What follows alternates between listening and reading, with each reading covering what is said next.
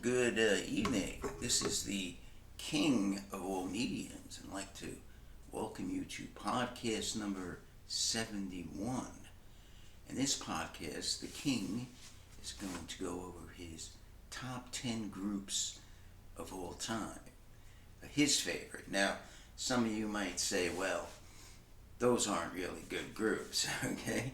There'll be some odd choices here or there, but everyone has their favorites. I might, find some your choices odd, but so here are mine.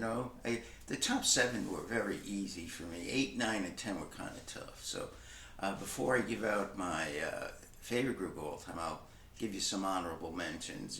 Ones that if the list was a little longer, I could have probably put them in. Okay, so the number 10 was Steely Dan, and so I remember this guy in college, Bob Ellison. he had an odd taste. He liked the Grateful Dead and Steely Dan, and he gave me a cassette of Steely Dan, and I heard them for the first time, and I thought they were pretty good. But I really first started liking him when I had a friend of mine, Stu, who at a party put on the CD Decade of Steely Dan. That's a great CD. And from there, I wanted to hear more. So, I pretty much got every album, and they eventually came out with another album in 2000. And a little later on, I really liked the music and the witty lyrics of Donald Fagen and Walter Becker. This is Katy Lied, one of their better albums. They're all pretty good. I shouldn't say better albums. Dr. Wu is a great song, and so is Daddy Don't Live in New York City No More. So what I do also is on my Twitter feed, what I'll do is every day I'll play one of my favorite groups, starting with the 10. So maybe I'll put this up tonight. 10th favorite group of all time. Because I probably bore people to death, and they don't watch all of the podcast. So Steely Dan, number 10. Okay. Now number 9. My brothers were enamored by these guys, especially my older brother, because he was a bass player, and these guys had one of the best bass players ever in this Grand Funk Railroad. Okay, and that bass player was Mel Shacker. So these guys sold a lot of records, and of course they were hated by the critics, and are not in the Rock and Roll Hall of Fame. They should be, because they heavily influenced a lot of groups, and they had a lot of hits too. They had 9 top 40 hits, charted 19 singles, and but because they were the archetypal Midwest sweaty Midwesterners, impolite, sweaty, according to Dave Marsh, they somehow never, the critical establishment never liked them, and this is probably one of my favorite albums. Although their first album always I like, because all the songs are really good. This album has some great songs. Sin's a Good Man's Brother, I'm Your Captain, of course, their epic masterpiece. Some other good, Me Mistreater, Aimless Lady. This album is terrific. So I want to listen to one Grand Funk album. This is probably closer to home. My big disappointment is not an original. It's a repress, has a little barcode. Okay, so this is not a gatefold too. So this is Grand Funk. Grand Funk came out with 13 albums, and they still play, but without the guy who wrote 90% of their songs. Mark Farner was kicked out of the band by the other 2 original members, Mel Shacker and Don Brewer. So, and now they have Bruce Kulick, who was formerly of Kiss, and Max Carl, formerly of 38 Special, replacing him. So it took 2 guys to replace him. So that's number 9, Grand Funk. Now, number 8 is going to be a big surprise. Okay. Number 8. Now, so I always thought, what's really important over the years? The output. I don't care if there's 3 guys and they did everything, and Session musicians. I thought, what would I rather hear? A Monkees album or a Rush album? And I said, a Monkees album. There was 5 great albums from these guys, and I don't care. If they had all session musicians, they played some of the instruments at a point. They wrote some of the songs. Mike Nesmith wrote some very good songs, and I think this is the best of their albums. More of the Monkees. And by the way, they didn't even know they released it. There's a picture from J.C. Penney. So number 8 is the Monkees. This album has some great songs. When Love Comes Knocking at Your Door, Mary, Mary, Look Out, Here Comes Tomorrow. I think that's a Neil Diamond song. The Kind of Girl I Could Love. One of my favorite songs of all time, Sometime in the Morning. And I'm a Believer. This is a terrific album. This copy is not in good shape. I used to go to this record store in Astoria, and Stunad is an Italian word for stupid. I didn't look at the condition of the records, but I eventually got another copy. It's pretty good shape. So number 8 is the Monkees. Okay. Now 7 through 1 were pretty easy. Okay. So 10 through 8 were hard. Because probably excluded some groups that most people say were more deserving than 10 through 8. But to me, 7 through 1 is solid. And CCR, and I think this is probably their best album, Cosmos Factory. Some of the tracks, Ramble Tamble, Before You Accuse Me, Traveling Band, Ooby Dooby, Doobie, Looking Him Out My Back Door, Run Through the Jungle, Up Around the Bed, Up Around the Band, My Baby Left Me, Who'll Stop the Rain, about Woodstock. I heard it through the grapevine, and As Long as I Could See the Light. Now it is more of a singles band, but they came out with 7 albums. 5 of them were great. One was decent, and one was horrible. That was Mardi Gras. And so number 7 for me was Cosmos Factory. That's Doug Cosmo Clifford, the drummer. This picture was taken, they weren't aware they didn't get a picture taken. Cosmos Factory. And I think that is Tom Fogerty. And that is essentially John Fogerty, who is the band, pretty much. And that is Stu Cook, the bass player. Okay? All right. Number 6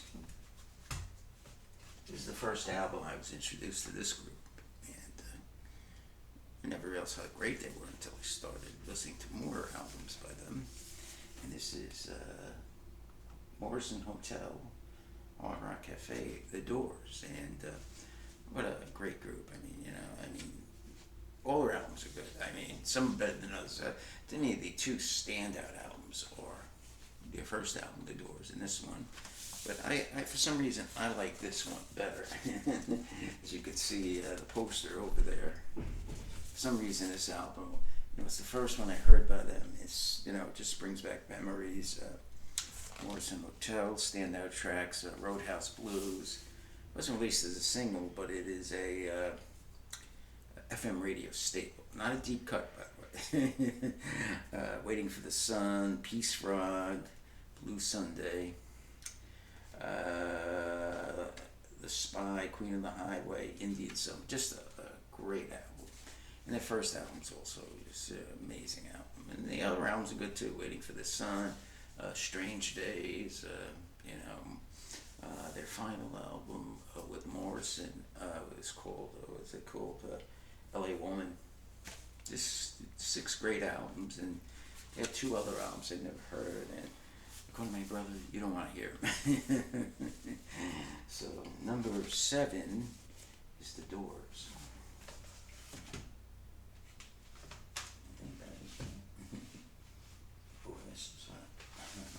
Number 6 is The Doors, right? CCR was number 7. Number 5. Now they only released 3 albums basically, but this group was just incredible. The 3 albums they released are just so fantastic that. And this group, and this is to me my second favorite album of all time. There could be better ones, I don't know where they are. And this is the Jimi Hendrix Experience, Are You Experience? Every song on this album is great. I mean, it's just incredible. An explosion of talent. I mean, just incredible. Purple Haze, Manic Depression, Hey Joe, Love of Confusion, May This Be Love, I Don't Live Today, Side 1. The one cries Mary Fire, Third Stone from the Sun, Foxy Lady, and All You Experience. Every song is just a great song. It's just such a great album. Dave Marsh said easily the equal of Sgt. Pepper's. I don't know about that, but it's just not easily equal, but maybe a better album than Sgt. Pepper's. It's just an incredible, incredible album. It's just, you forget how great this album is. Just every song after song is a great song. You know what I mean? And, you could only go down after that, which you did. I mean, those successive albums were great. Axis Bold as Love and Electric Ladyland double album did not live up to this. They were still pretty good albums, great albums too. So, number 5 is the Jimi Hendrix Experience. Okay, Jimi Hendrix Experience. Okay. Number 4. Now this band released 4 albums, but really 3. The other album was 3 studio tracks and a couple of live tracks. And they released 2 unbelievable live albums. And this group is called The Cream. They shortened it to Cream, right? And Cream was a fantastic group. Fresh Cream, Disraeli Gears, Wheels of Fire, which was a double album, and Goodbye Cream, which was kind of meh. Disraeli Gears was really that breakout album, and what a great album this is. Straight Bureau, Sunshine of Your Love, one of the great songs ever written. World of Pain, Dance the Night Away, Blue Condition, Tales of Brave Ulysses, an Eric Clapton song. Swallow Bar, We're Going Wrong Outside, Woman Blues, Take It Back, and the only song kind of mars the album is the last song, which is Miller's Lament. So number 4 is Cream. Alright, now the next group, number 3, is a group I really like. And it's funny, I really didn't know much about them. I heard the name, and it's really, I bought a Greatest Hits album by them, and really didn't think much of them. Okay, they sounded pretty good. And I think it's when that movie came out, with the Johnny Depp, Fear and Loathing in Las Vegas, and then one of the Neil Young songs. And I said, wow, that was really good. And I started listening properly to their 3 albums. Well, the first 2 really. And I was just, wow, they're really great. And then even this album was great too. Their 3rd album, which really was really, given 3 stars, and this group, their 3 albums, and then they also have a box set which has a lot of good songs which weren't released. It's just incredible, the talent and the 2. If you don't know Buffalo Springfield, my 3rd most favorite group of all time. The 2 driving forces behind this group were Neil Young and Stephen Stills, and there was also a 3rd, sort of like the Beatles. There was also a 3rd good songwriter, and Richie Fury later went to play with Poco. So, this album, their 3rd album, is a really good album too, and it's always taken a backseat to their first 2, and their 2nd album is one of the great albums of all time, I think. Buffalo Springfield, again, over the first albums is great too. This album has some On the Way Home, Pretty Girl Why, 4 Days Gone, Questions, I'm a Child, Merry Go Round, Uno Mundo, and a great Richie Fury song to end it, Kind Woman. And so this album is one of the King's favorites. It's a great album too. So they only released 3 albums. And they have a great box set, which is a must-have if you like this group. Buffalo Springfield, one of the great 60s groups, folk rock, psychedelic rock, terrific group. Right, my number 2, this is the album that kind of was introduced to this group by. Now, they've been doing this for 60 years, these guys, but they might have went over too long. This is the Rolling Stones, okay? And This was released in 1969. The Greatest Hits compilation. There's a little thing dedicated to Brian Jones in there. And the English version is different than the American version of this. Through the Past Darkly, Biggest Volume 2. I think the American version is better, actually. Literally, some of these songs: Honky Tonk Woman, Ruby Tuesday, Jumping Jack Flash, Painted Black, Street Fighting Man, Have You Seen Your Mother, Baby, Standing in the Shadow, Let's Spend the Night Together, 2,000 Light Years from Home, Mother's Little Helper, She's a Rainbow, and one of the King's underrated, called an underrated classic, is Dandelion. So these guys, this is to me the only group that could compete with the King's favorite group of all time, Hint Hint. So great album, probably his favorite by the Stones. Compilation album should be, but that was the problem. They, the groups, these British groups in the '60s, they used to put their singles not on the albums, and they used to put them, so you wouldn't get some of the strongest tracks. Like Jumping Jack Flash was not released on an album. That's an incredibly strong track. One of the, to me, it's top 50 songs of all time. So now Jumping Jack Flash not released on an album. Dandelion not released on an album. Underrated classic, like that. And Mother's Little Helper is not released on an album. So these are incredibly strong songs that are not released. That's why this album, to me, is an incredible album. Okay, now, before the King gives you his greatest group of all time, let me give you some honorable mentions. Not in his top 10, but could be in your top 10. Led Zeppelin, of course. Led Zeppelin now. He loves Led Zeppelin 1. He wish they kept on going that way, but unfortunately they got old Hobbit Lee and Robert Plant, and I don't know. I'm just not a big fan of them after 2. 2's great too.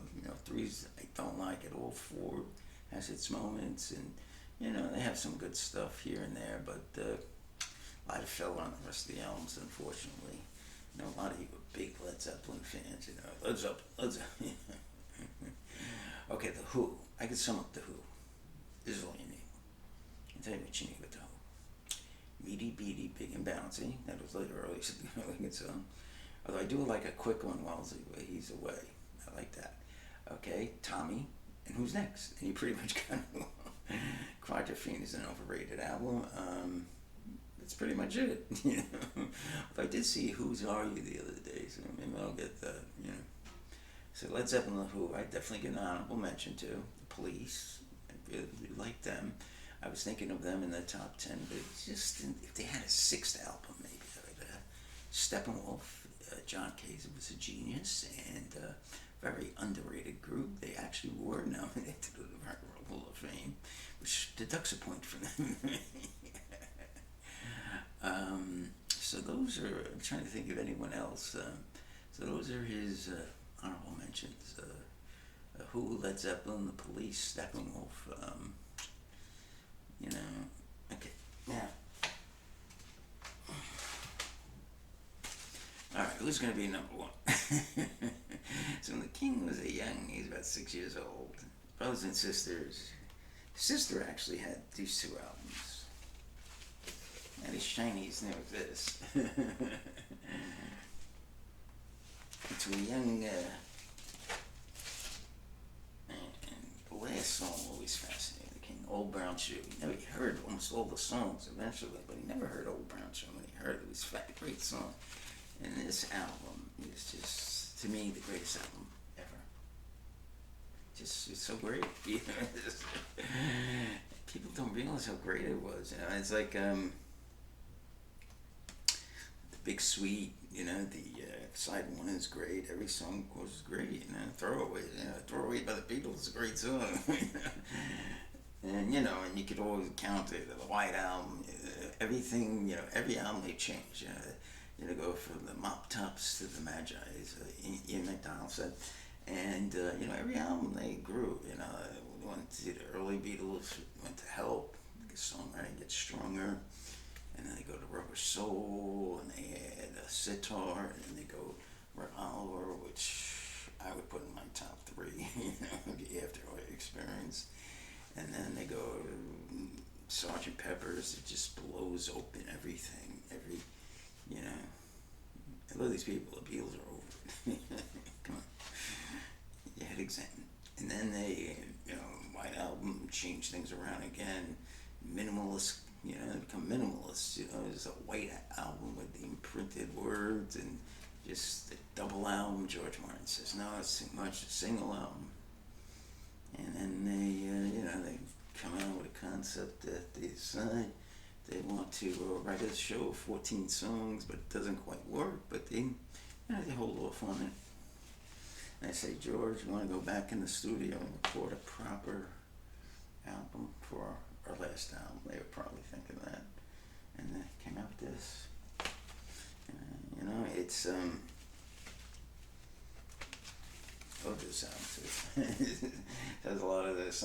Imagine these are the songs that you don't put on the album. Yeah, it's like Hey Jude, Revolution, Paperback Writer, Should Have Known Better, Lady Madonna, Can't Buy Me Love, Don't Let Me Down, Ballad of John and Yoko, Rain, and the King's second favorite song by the Beatles, Old Barn Sheep. I love that song. Okay, so that's it for today's video. The King's favorite Beatles songs. It's the King's top 10 groups of all time, and 4 honorable mentions. I'm sure, I'm forgetting someone, so don't take offense. Birds, I think the Birds are overrated. It's funny, I put the Birds, you think you like the Birds. Not really. I think they're overrated. My brother loves the Birds, but, no. So yeah, that's it. The 10 top groups to review. Number 10 is Steely Dan. Number 9, Grand Funk Railroad. Number 8 is the Monkees, a surprise. Number 7 is the CCR, Creedence Clearwater Revival. Number 6 is The Doors. Number 5, Jimi Hendrix Experience. Number 4, The Cream or Cream. Number 3, Buffalo Springfield. Number 2 is the Rolling Stones. And number 1, surprise, surprise, is the Beatles. Okay, everyone, thank you. This was podcast number 71. Today is July 14th, 2022, and a very hot day in New York City. And so in your comment sections, put your 10 favorite groups of all time or on the King's timeline, okay? So again, thank you and have a great day.